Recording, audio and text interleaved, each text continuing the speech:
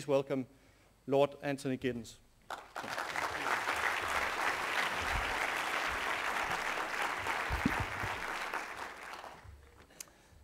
Thank you very much. Good afternoon, everybody, or is it good evening? I'd like to say thank you to the organizers on PER for inviting me, and thank you, Michael, for that introduction, even if it was maybe slightly exaggerated, but thanks very much. Ladies and gentlemen, climate change is the most formidable problem which we as collective humanity face in the 21st century. But it's important to see that it's quite different from other global issues. Global poverty is bad, right? And global poverty will still be bad if it stays the same in 2050. But climate change is different because of its implacable and irrevocable nature. The emissions which are producing the warming of the planet are building up all the time. If we don't take action to arrest them, we are creating a world which is really, really dangerous, not only for our children, but for ourselves as well. Now, we all know, I'm sure it's been said many times this morning in the Bella Center here, the international negotiations on climate change are at least at the best going slowly. We know that other agents are going to have to drive the transformations which we need. These agents are, first of all, nations. It's important when a country like Denmark says we're going to be a zero carbon economy. It's important when a country like Sweden says the same. But big nations also will have to take unilateral actions, and many of them, in fact, are doing. It will be driven by groups of nations, by bilateral deals. We certainly need bilateral connection between China and the United States, for example.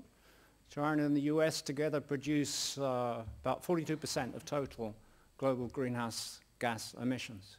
So if those two agents don't talk to each other, we're already in a situation of difficulty. We're going to need regional agreements. I think it's good, for example, that Indonesia, Brazil, and other countries facing issues of deforestation are working together. We need all that. We'll need you. We'll need business. Business will be a driving force. Why? Because I'm sure of what you've heard earlier today, we are talking about the cutting edge of competition here. I'm completely persuaded in my mind that only those companies which are environmentally progressive will be competitive. Certainly in the medium and long term, but in many respects now, I think, in the short term. We are talking about a transformation of our fossil fuel-based civilization with enormous consequences, but also massive openings for business, which I'm sure will in some part be the driving force. We need cities, as we just heard, and we need civil society organizations to drive the agenda through. We will certainly need something of a political framework too, and I'll come back to that at the end of what I have to say. So I'm very much in favor of the themes of this conference, but I think a lot of mistakes are being made at the moment. Whether the mistakes are being made by the people present on the scene here, I wouldn't like to say, but I'd like to mention 4 areas of inadequacy or 4 sets of mistakes which I think much of the literature on so-called green growth is making. First of all, many people, quite rightly, now speak of the creation of a low-carbon economy, which should be the outcome of successful processes of green growth.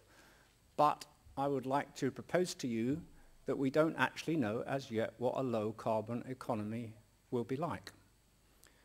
Many people tend to write as though a low-carbon economy will be like our existing economy, but with a load of wind power and a load of forms of renewable energy built into it. This is quite ridiculous. A low-carbon economy will be structurally different from a fossil fuel-driven economy. And we have to ask things like, what will the welfare system look like?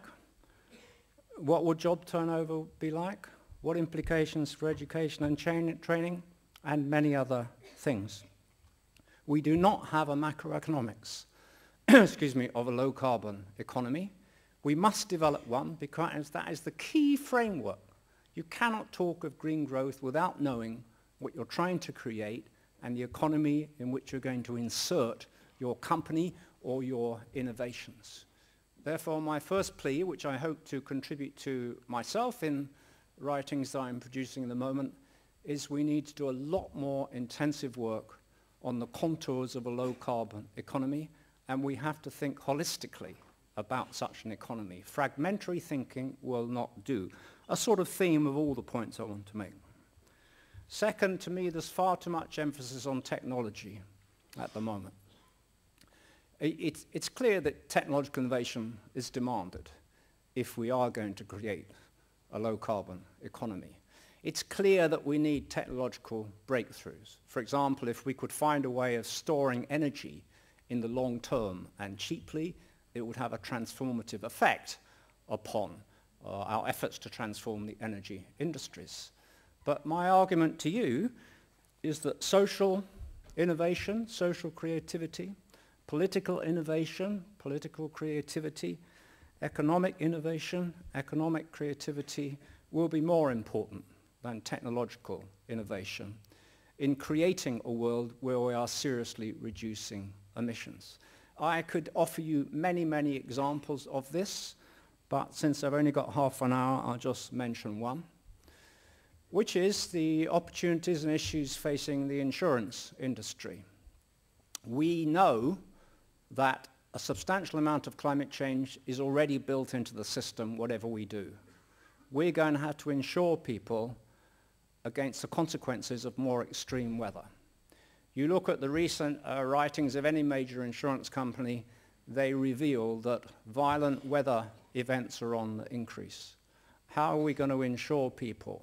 We know that even in the richest country in the world, in the wake of Hurricane Katrina, the state was quite unable to pick up the costs or deal with the issue, and especially poorer people were extremely vulnerable. What are we going to do in countries like Bangladesh? What are we going to do in poor countries on the front line of climate change? What we're going to do is set up public-private partnerships between the privately owned insurance companies, the large companies of the world, and governments. Such processes are already underway. I would commend you look at the example of Bangladesh. Many people treat developing countries as though they somehow have to catch up with industrial countries. Not at all necessarily true. In Bangladesh, they're being very innovative. They're trying to introduce a kind of connection between very high-tech ways of predicting weather paths, the paths of storms and tornadoes, with low-tech ways of organizing kinship networks to provide a kind of robust structure on the ground to deal with this. And the insurance companies are creating long-term catastrophe bonds.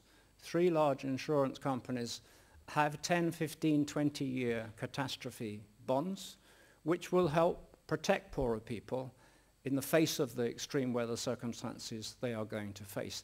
It's an innovative, pioneering pathway which demands, a sort of collaboration between government and private industry, but it also creates new revenue. It also creates innovation in the economic system. I think everywhere we should be looking for social, political, economic innovation and not concentrate solely on technology.